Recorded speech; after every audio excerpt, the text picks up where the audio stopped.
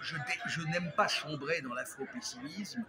Je n'ai malheureusement pas énormément de bonnes raisons d'être très optimiste, étant donné la déstabilisation d'un certain nombre de régions, l'arc sahélien au sens le plus large, une partie quand même de l'Afrique de l'Est, de l'Éthiopie jusqu'au Mozambique, la République démocratique du Congo qui n'est pas, qui reste relativement peu exemplaire. Donc on a beaucoup plus de points d'interrogation aujourd'hui en Afrique que l'on a véritablement de certitude, sachant que la dépendance aux matières premières reste importante et que malheureusement l'Afrique n'est pas totalement sur les matières premières les plus importantes.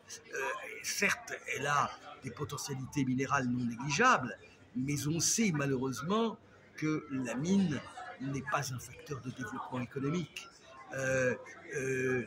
L'Afrique augmente ses dépendances alimentaires, continue à importer. Le Nigeria est devenu, il vient d'être dépassé par la Chine, mais l'un des premiers importateurs mondiaux de blé. Et donc, quelque part, on ne peut pas dire qu'il y ait des miracles de gouvernance. Que ce soit les deux géants africains, l'Afrique du Sud et le Nigeria, sont au contraire, me semble-t-il, des exemples de malgouvernance, et les choses de ce point de vue-là ne s'améliorent pas. Que ce soit au Nigeria la crise monétaire liée à la limitation du cash, que ce soit en Afrique du Sud l'incapacité à résoudre le problème d'Escom. Donc je ne veux pas sombrer dans l'afro-pessimisme. J'avoue que je ne vois pas beaucoup de points d'optimisme. Alors oui, il y a des pays qui s'en sortent mieux. La Côte d'Ivoire, le Ghana, malheureusement, il est sur le milieu du FMI. Le Sénégal, qui rentre dans une période d'incertitude avec les élections. Le Rwanda, que va être la suite et la succession de Kagame. Je ne vous parle pas de la situation du Soudan.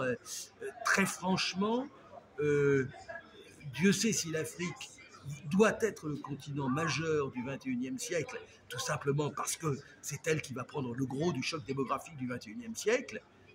Pour l'instant, je ne vois pas grand-chose qui me plonge dans l'optimisme. Est-ce que l'Union européenne est condamnée à adopter une politique d'aide alimentaire ou de structure des marchés agricoles qui permettrait à l'Afrique, en fait, de s'en sortir au niveau de l'insécurité alimentaire qu'elle est en train de traverser? Mais l'insécurité alimentaire que traverse l'Afrique, elle est liée aux guerres civiles. Lorsque vous voyez que... Et aux questions climatiques aussi. Oui, mais quand vous voyez que deux des pays potentiellement les plus riches d'Afrique, la République démocratique du Congo et le Nigeria, et on pourrait rajouter l'Éthiopie, mais l'Éthiopie, là il y a des raisons effectivement climatiques, la sécheresse dans la corne de l'Afrique.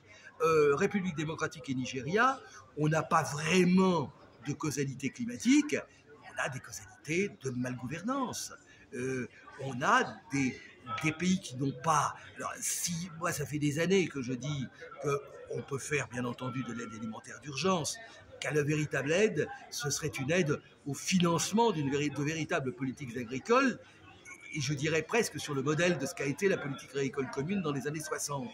Mais ceci a été balayé du revers de la main, d'une part par les libéraux, et par toutes les politiques libérales d'ajustement structurel, etc., qui ont été mises en place. Et aujourd'hui, même les structures administratives ne permettraient pas de revenir à des systèmes de garantie des prix aux producteurs. Si on veut que l'Afrique soit capable de se nourrir, il faut être capable de garantir des prix aux producteurs. C'est malheureusement aussi bête que ça. Or, on n'arrête pas d'en rajouter sur les contraintes.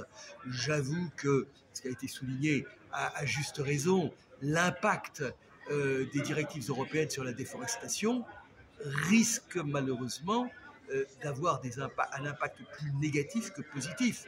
Sachant que, je le rappelle, une partie de la déforestation en Afrique, elle est largement derrière nous et elle a été faite pour produire du bois combustible.